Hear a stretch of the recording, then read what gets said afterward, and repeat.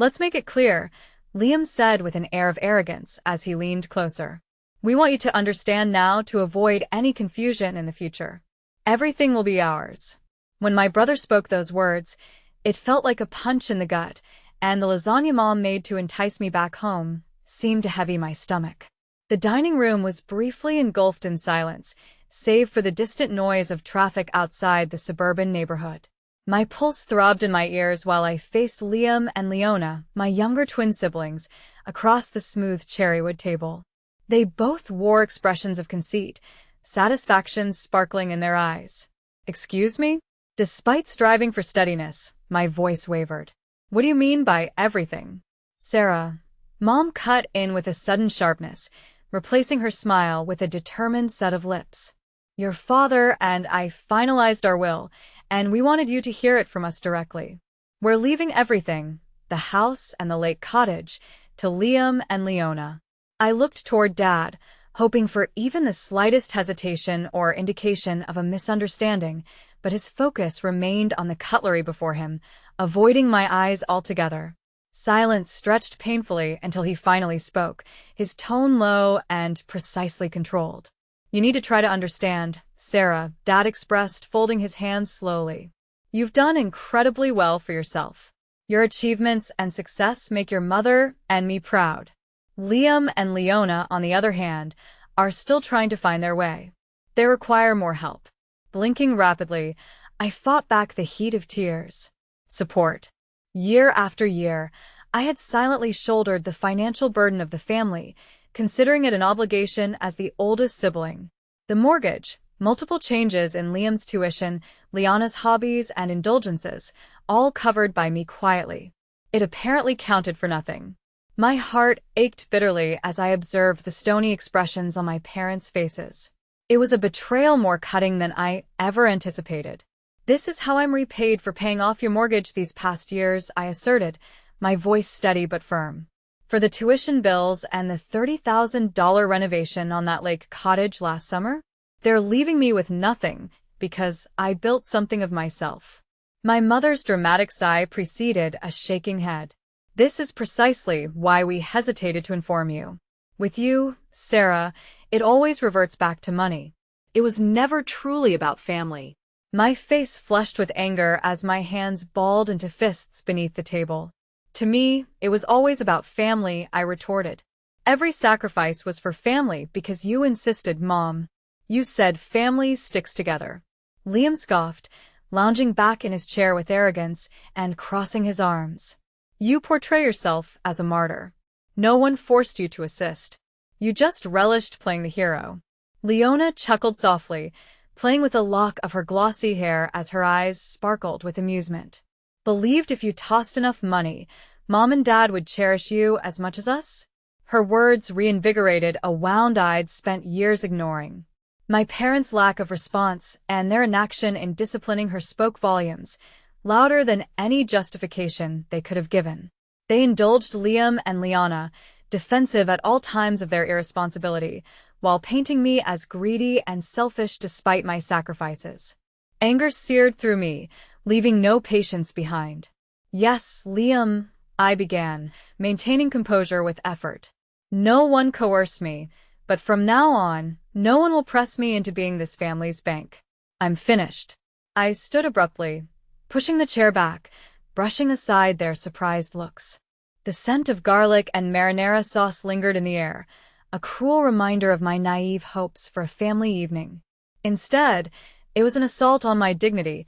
The place I helped fund turned into the setting of my rejection and humiliation. Grabbing my coat from the hallway, the front door closed decisively behind me, cutting me off from the voices that no longer mattered.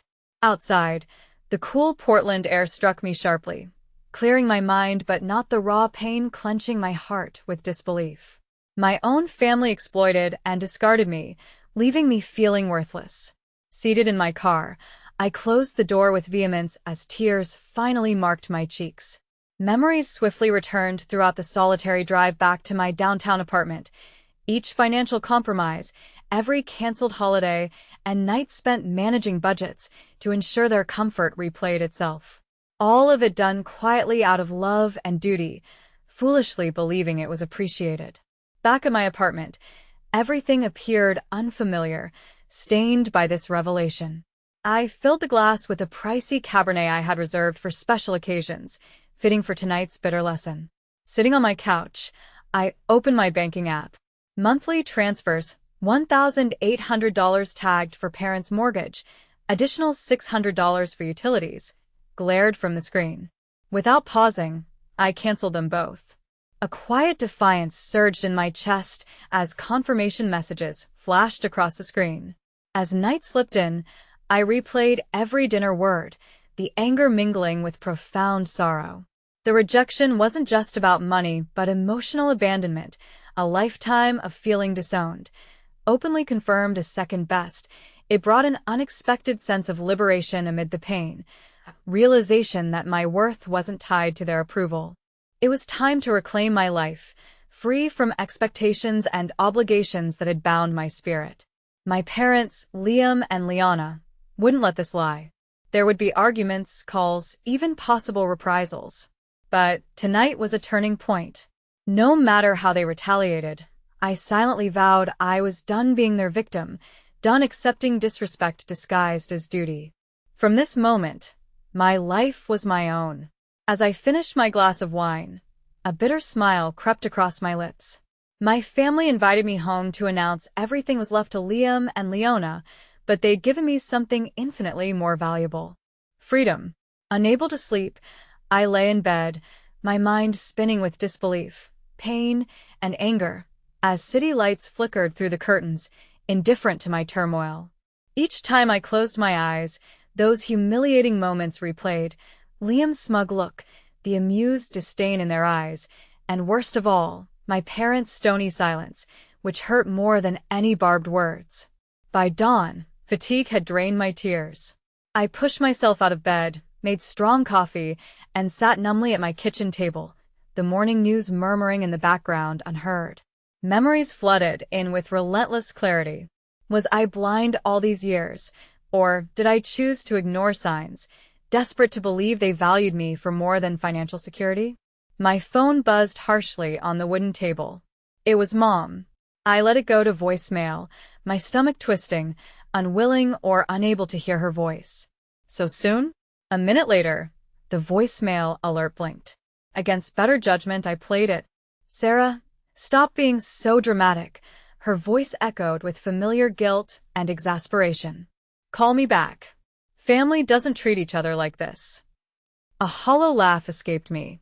Family. Her favorite tool of emotional manipulation. Family mattered only when it served their needs. Never mind. I deleted the message, setting the phone aside, resolved not to crumble beneath her practiced guilt trips. Over the next days, the calls multiplied. Mom, then Dad.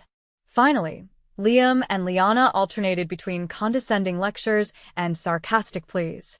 Their voices carried no remorse, only growing irritation at losing their financial lifeline. Eventually, after a nasty call from Leona accusing me of selfishness, I blocked them all. For the first time in years, peace settled over me, fragile and unfamiliar, yet beneath it simmered a dull, persistent ache, unsure if it would ever fade entirely. I immersed myself in work as a distraction. Bennett Construction's new project in Sacramento demanded my attention. Meetings, blueprints, walkthroughs, once handled with ease, now felt like desperate escapes from the stark reality of my quiet evenings. I extended workdays, volunteered for extra travel, anything to avoid the emptiness left by the severed family ties. 3 weeks passed without contact from them. Cautiously, I hoped they accepted my decision and moved on. But deep down, I knew better. On Friday afternoon, a text flashed on my screen. Family meeting tonight. Sara, you owe it to us. My heart raced as I read it, disbelief and outrage wrestling within me. I owed them nothing. Yet curiosity and a misguided hope for reconciliation nudged me. Before rethinking, I typed a single-word reply. Fine. Driving up to my parents' house felt surreal. Liam's flashy motorcycle and Leona's obnoxiously blue Kia stood side by side, symbols of entitlement. Dread twisted in my stomach as I neared the familiar door, now feeling as alien as an enemy's fortress.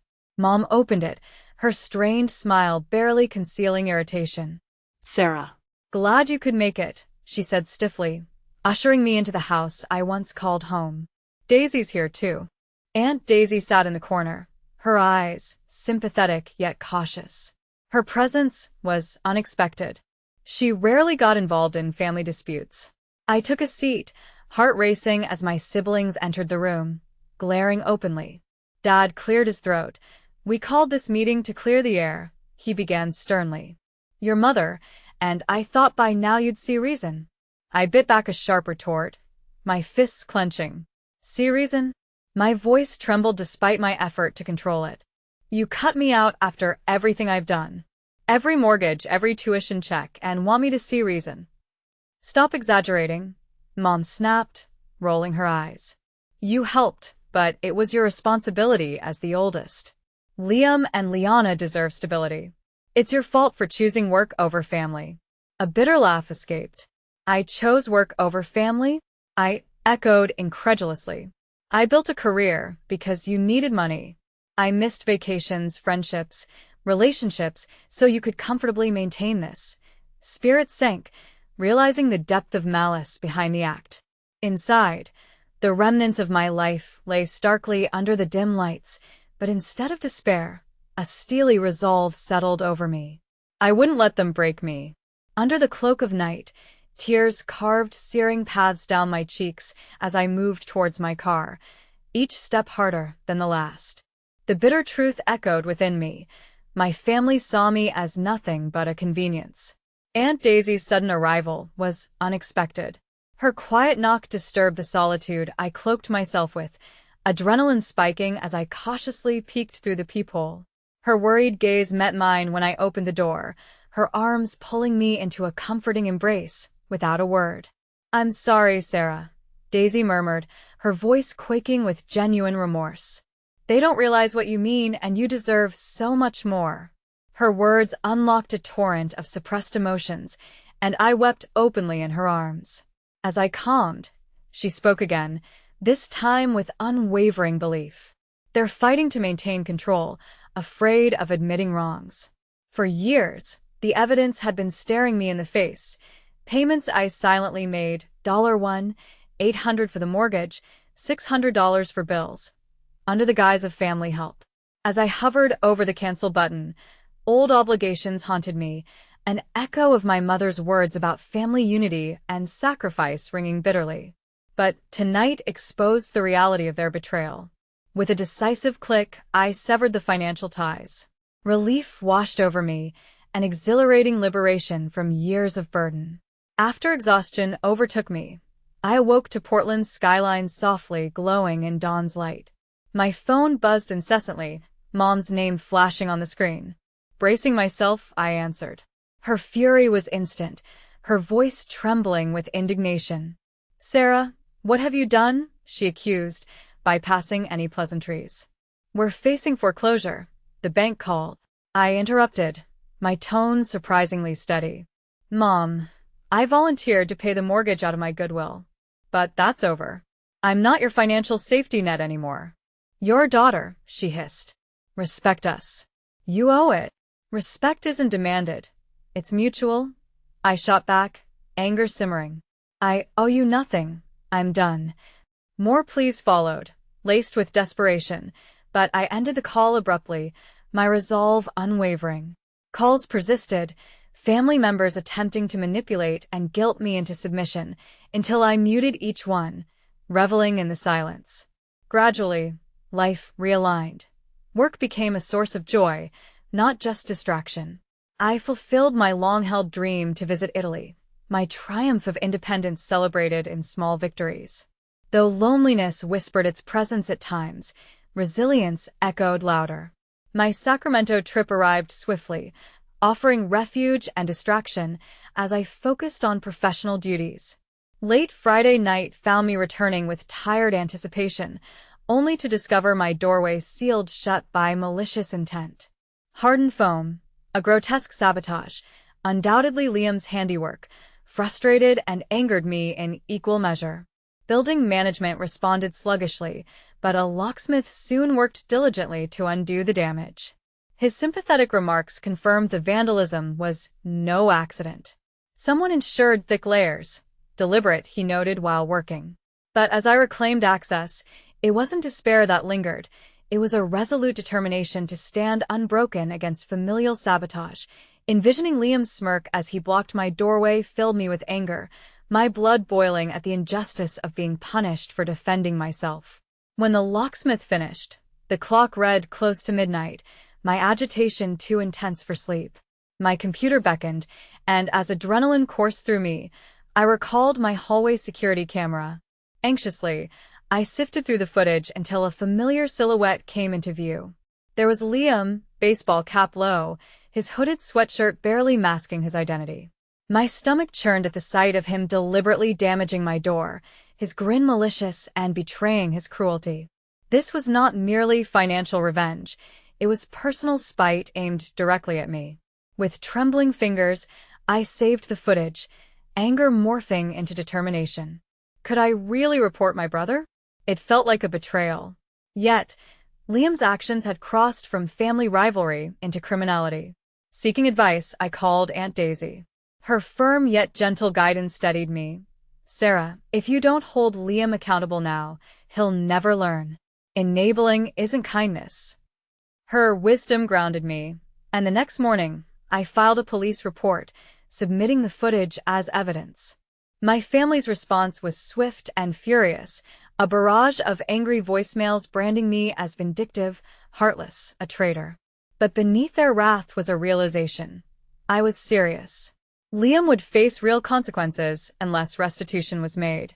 When Dad called, his voice was strained. What will it take for you to drop this, Sara? $3,000, I answered firmly, the cost of repairs exact. That's extortion, he accused, but I replied, steady and unyielding. It's consequences. Liam vandalized my home. Either he pays or faces charges. It's his choice. He hung up, but the following morning a transfer appeared in my account marked as a final, bitter settlement. Even amidst their palpable resentment, I felt an unexpected triumph, not due to the money, but because I'd confronted them with the reality that their actions carried repercussions. Liam's vandalism hadn't destroyed me. Instead, it solidified my autonomy.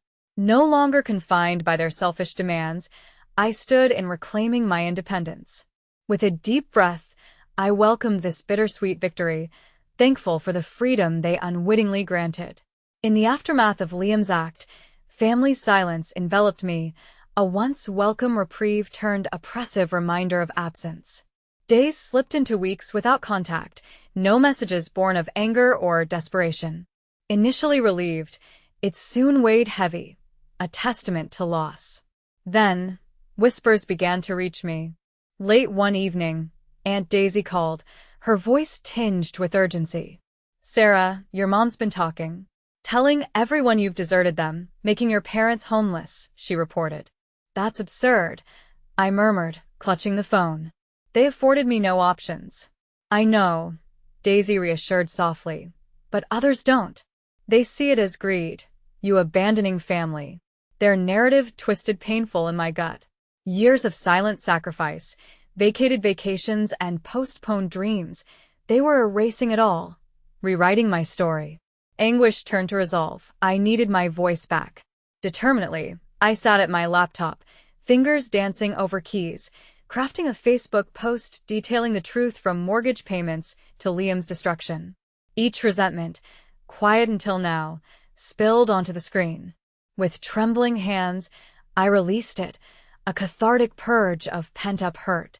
The response was swift, comments both understanding and condemning, conflict reflected on my screen. Then came Mom's enraged voicemail. How dare you humiliate us, she fumed. Her accusation ignited something raw within me. I have no right, I retorted, calling immediately. You lied, painted me as selfish for saving face after all I'd sacrificed. You abandoned us, she defended bitterly, for helping those who truly needed it. No, I corrected, voice wavering. You dismissed me and my efforts as nothing. Instilling entitlement over accountability in Liam, in Leona, you now pay the price. You've destroyed us, she accused coldly. No, I replied, muted yet firm. That was your choice. Holding my hand comfortingly, Daisy softly insisted. Your voice is important. You deserve recognition for your efforts. Your parents chose dishonesty, but that doesn't mean you have to remain in their shadow. Her words deeply resonated, planting seeds of strength in my worn heart. Slowly, the pain began to recede, replaced by tentative hope. I wasn't hiding any longer, wasn't silent anymore. The truth was raw, painful, but undeniably mine. Days later, my phone buzzed with an unexpected message from Leona, short and bitter. Thanks a lot. Everyone hates us now. I hope you're proud. I looked at her message, feeling oddly detached. I'd spent years chasing their approval, longing for their acceptance at any cost. Yet now, amidst the wreckage of our relationship, I realized their approval was never genuine. It always came with conditions and strings attached. I calmly responded, I'm done apologizing for your choices. Maybe now you'll learn responsibility. She never replied. Weeks went by. The harsh judgments from distant relatives gradually faded. My parents struggled financially without my assistance, compelled into part-time jobs and confronting long-ignored debts. Liam continued his habitual irresponsibility, denying any accountability while Leona drifted aimlessly, angry but unwilling to change. Meanwhile, for the first time, my own life quietly flourished. My choices belonged solely to me. At last, I was free, not just financially, but emotionally. I'd faced the painful truth, endured my family's betrayal, and survived the chaos. I discovered a strength I never knew existed. My parents believed leaving me nothing in their will would devastate me, but inadvertently, they gave me the greatest gift, the courage to choose myself. 6 months later, their toxic shadows finally faded from my everyday life. Initially, silence haunted me like a ghost, reminding me of every lost connection, every broken bond. But over time, betrayal's sharp edges softened, replaced by something sweeter, a realization that I'd truly broken free. I immersed myself in my career, earning a promotion that came with a corner office and the kind of salary I once only dreamed of. My paycheck was finally mine.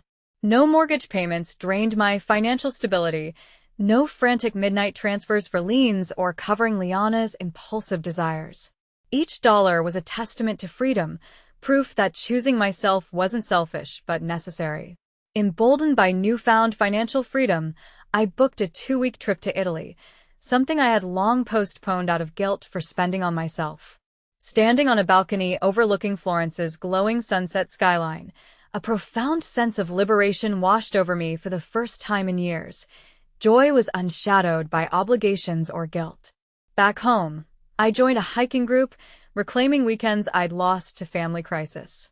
During one hike, I met Alex, whose infectious smile and thoughtful conversations soothed my still healing wounds. His quiet support filled the void left by my family, reassuring me I was worthy of unconditional love. Peaceful months passed until one chilly November evening was interrupted by a knock on the door. I opened it to find Aunt Daisy, her favorite sweater on, holding 2 steaming coffee cups. Without words, she entered and hugged me tightly. I'm proud of you, Sara, she whispered, tears in her eyes. You deserve all the happiness you can find. Daisy finally spoke quietly. Your parents still blame you for everything. They won't change, Sara. But you have. You've grown more resilient. Choosing yourself is brave. I admitted I still think about them, emotion constricting my throat. Not because I regret leaving, but because it hurts knowing they never truly loved me as I loved them. Daisy gently squeezed my hand. Sometimes family isn't just blood, darling, but who truly values your worth. Her words resonated, filling an emptiness I didn't know lingered. That night, as we talked, laughed, and shared stories, I realized family isn't defined by blood, but by genuine respect and value. In subsequent weeks, Whispers from distant relatives painted a grim picture of my parents' circumstances. Mom worked the early shift at a diner, weariness evident on her face while Dad took on a taxing job at the local hardware store, exhausting himself. Liam quit another job, avoiding responsibility still, and Leona clung to her never-ending influencer dreams that would never materialize. On Christmas Eve, avoiding solitude, I invited close friends over to celebrate friendship and independence. Aunt Daisy joined, smiling knowingly at my new lease on life. As night fell and guests departed, I stood alone, city lights of Portland shimmering.